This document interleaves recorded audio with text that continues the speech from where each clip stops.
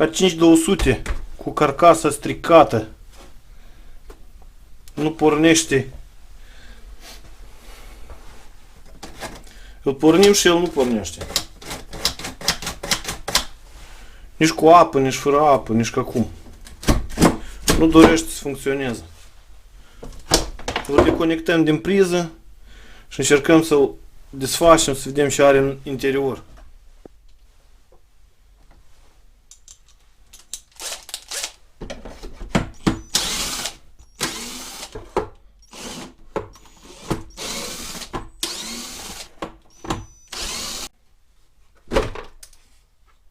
Starea este bunișoară. Se vede că cineva l-a reparat. Posibil eu. Ce mai observăm? Ceva bucăți de plastic alb. Astea sunt de la modulul de pornire.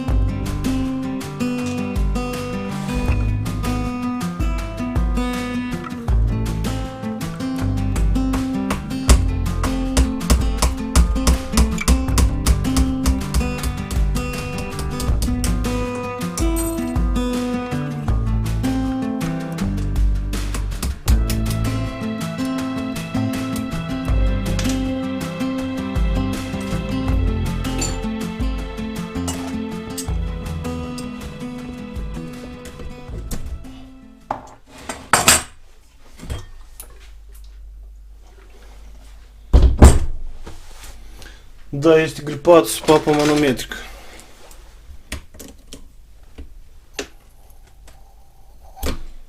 După ce demontăm chestia asta, mașina de spălat se va porni.